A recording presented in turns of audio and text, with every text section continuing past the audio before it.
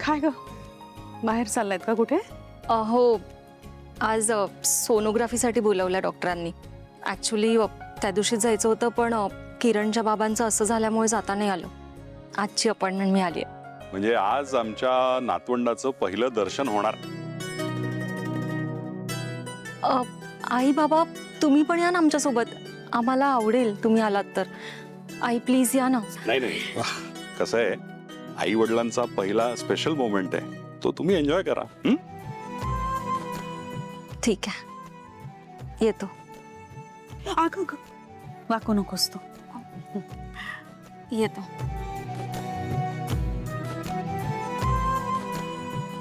काय हो तुम्ही सुद्धा नाही का म्हणाला? मला जायचं होतं त्यांच्या बरोबर. अगं मग अडवायचंच ना मला. असं कसं? मी काही बोलायच्या आधीच तुम्ही नाही म्हणून टाकलत ना. अगं त्यांनी इन्व्हाइट केलं होतं ना, मग कशाला मानभावीपणा करायचा? जायचं बरोबर. तू पण ना नको तिथे हट्टीपणा दाखवतेस तिलोत्तमा. बरं आजीबाई, दुपटी शिवायची आहेत ना नातवासाठी? चला, इन्व्हाइट केलं म्हणजे केलं होतं ना, ती विचारत होती ना आपल्याला. हो, पण आम्ही मांत्रिकाला बोलवलंय. त्याने जर भूत घालवलं तर आम्ही जंगलात कामाला जाऊ, नाहीतर आम्ही कोणी बी जाणार नाही बघा. होय ताई, नाहीतर तुम्हाला दुसरं गाव बघावं लागेल बघा. तुमच्या सोबत काम करायचंय, पण जीव धोक्यात घालून नाही. नाही, ऐका, हे बघा, कोणी तुम्हाला काम करायला जबरदस्ती नाही करणार. मी उद्या येऊन जाते तुमच्या गावात. नको नको हो ताई, का? त्याची सावली नको तुमच्यावर. बरं ठीक आहे, तुम्हीच मला हरिनाम सप्ताहाचं आमंत्रण दिलंय की नाही, मग तेव्हा तरी येऊ शकते ना मी. हो ताई, तुम्ही येऊ शकता. हरिनाम सप्ताह गावाबाहेरच्या देवळात आहे ना, जंगलात नाही. मग तुम्ही बाहेरच्या बाहेर येऊन जाऊ शकता. येतो आम्ही. वहिनी, मी यांना सोडून येतो. हो. या.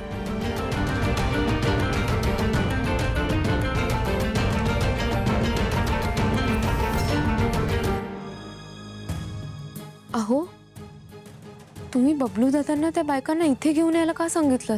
मी गेले असते ना गावात. तेच तर नको होतं मला सावली. काळजी वाटते तुझी. तुला एकटीला कसं जाऊ देऊ मी त्या गावात? पण मग त्या इथे येऊन तरी काय फायदा झालाय? मी तिथे गेले असते, सोक्षमोक्ष लावला असता. एकतर माल येत नाहीये, कंपनीचं काम खोळंबलंय. हे बघ सावली, एवढ्या अडचणी येत असतील तर आपण दुसरं गाव शोधूयात.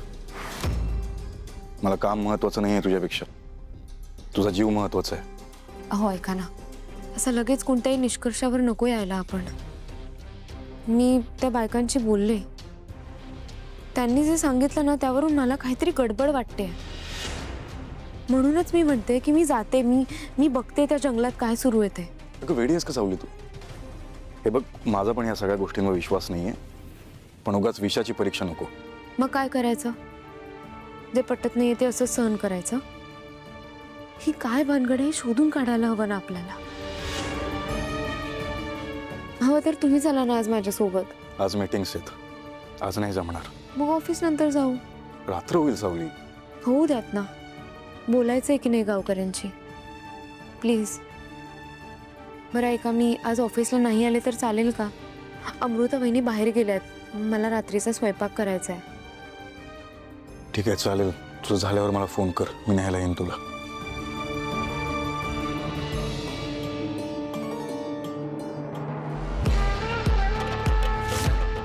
अच्छा, असं आहे तर. पण गावातल्या माझ्या माणसाने ही भानगड मला का नाही सांगितली? त्याला विचारलं पाहिजे. ही चांगली संधी आहे सावलीला धडा शिकवायची. सावली, आता तर तू गेलीच. खूप छान स्क्रिप्ट आहे रे हे. हो, मी पण वाचलं स्क्रिप्ट, खरंच खूप कमाल आहे. पण आपल्याला त्यांनी अजून कॉन्ट्रॅक्ट करायला का नाही बोलवलं? मी ऐकलंय की यांच्याकडे ना ऐनवेळ सुद्धा कास्टिंग बदलतात म्हणून. किती अनसर्टन फील्ड आहे हे. उलट सर्टन फील्ड आहे डार्लिंग, मला माहिती आहे. पण प्रत्येकाला सारखाच अनुभव येतो असं नाही ना. तू उगाच घाबरतेस, नको त्या शंका मनातनं काढून टाक. ओके तारा मॅडम, मला तुमच्याशी महत्त्वाचं बोलायचं होतं. बोल ना. बाहेर येतं का प्लीज? नाही, इथेच बोल. डार्लिंग, मी खाली जातो, तुम्ही बोला इथेच.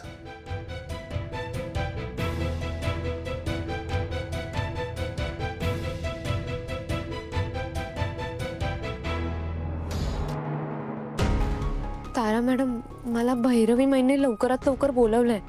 जयंती वहिनींचा फोन आला. त्यांनी सांगितलं लवकरात लवकर ये. काही झालंय का? मला नाही माहित. जयंतीने नाही का सांगितलं? नाही, त्या फक्त म्हणाला की भेटायला ये, इतकंच. मग जा आणि तिलाच विचार. मला नाही माहित काय सांगितलं ते. तुम्ही काही बोललात किंवा काही केलं नाहीयेत ना?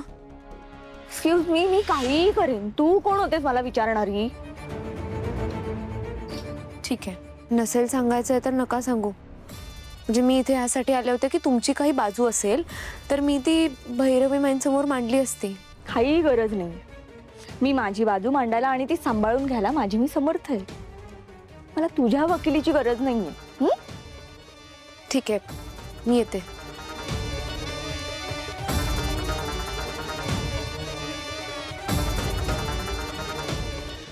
सावळे, भैरवी माईंना तू शेवटची गुरुदक्षिणा कधी दिली होतीस ग? लहानपणी एकदा. मग आता खऱ्या अर्थाने त्यांना गुरुदक्षिणा द्यायची वेळ आलेली आहे बरं. म्हणजे म्हणजे जरा तारा मॅडम बद्दल आहे.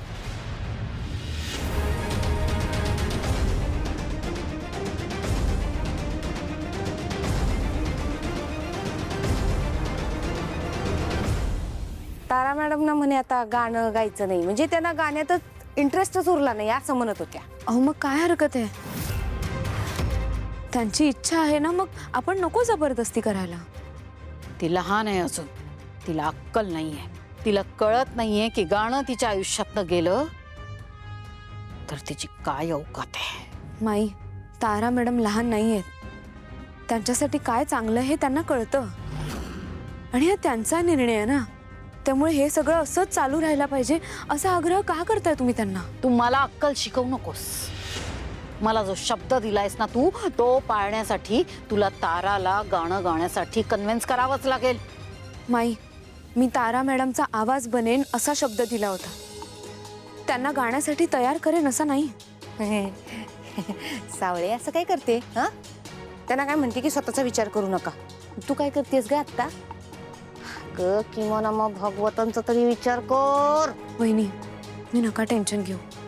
मी घेईन तुमची काळजी. मी समर्थ आहे आता. आणि आता मी कंपनीत जायला लागले.